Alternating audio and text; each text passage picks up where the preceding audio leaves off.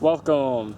Today I will be showing the Vargo stainless steel Hexagon wood stove. There also is a titanium version, which I will be purchasing and doing a comparison at a later date.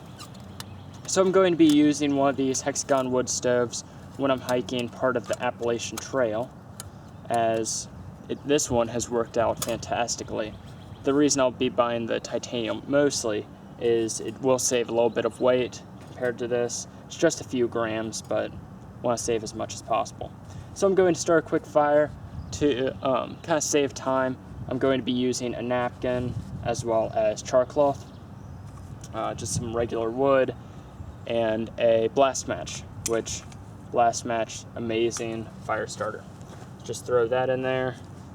You just add wood kind of like a teepee style, just like this. That tends to be able to catch the best out of any way. And let's zoom in on that, shall we? There we go. Take the blast match. There we go.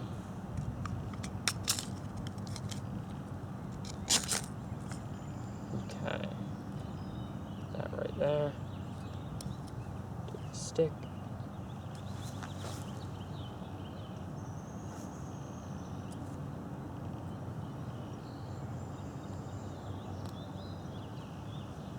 Okay.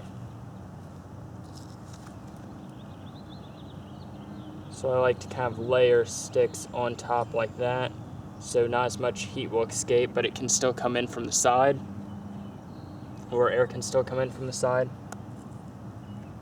I'm using sticks that I just kind of, not broke, but was part of a log.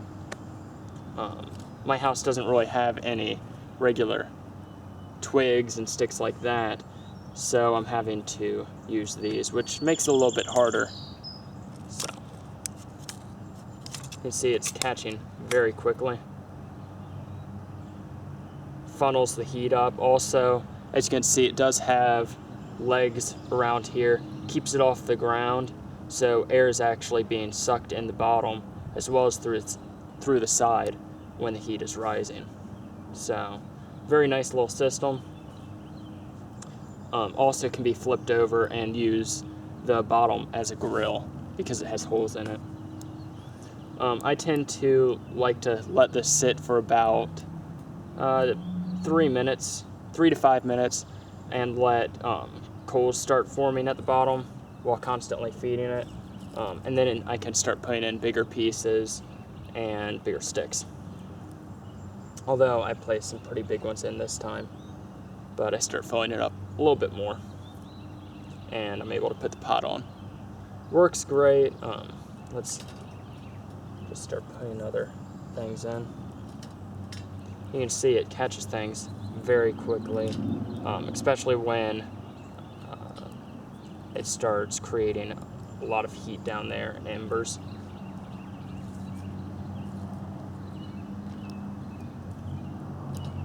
Also, one thing about this, a lot of places on the Appalachian Trail, you're not allowed to have open fires.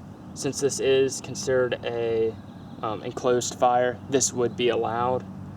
There may be some sections where it might not be under some of the rules. You may not be able to burn wood, but one other thing I'm going to be using this for is to put a little alcohol stove, put denatured alcohol, one of the denatured alcohol stoves, sorry, and put it in there. It can be used as a windshield. Done that a couple times, and that's worked very well. Of course, you do want to make sure all the sticks are below this point right there. This one's a little bit too high, so that you can set your pan on there. And right now I'm just creating chard, or whatever it's called, to be able to start a nice fire. I'm not actually going to be boiling any water today. If you guys want to see that or request that, I'm willing to make a video showing me boiling water, although that would be probably pretty boring. I haven't got my video editing software to work again, so I'll have to work on that once I'm out of school, which will be a week and a half. until I'm done with my first year of college. So thanks for watching. You can see the basic idea of this. No heat really outside of that. So very nice. Cools off relatively quickly, the stainless steel does. Although I'm guessing the titanium would cool off even quicker.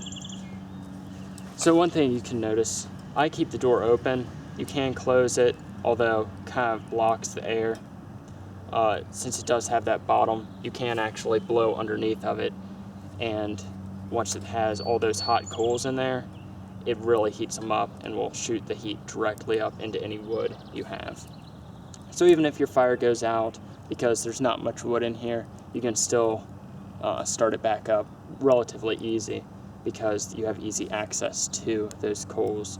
Since that is open at the bottom, you're not going to want to set it on leaves or anything, because it will actually burn them, and that's not good. So bring a little plastic shovel with you and just clear that area out.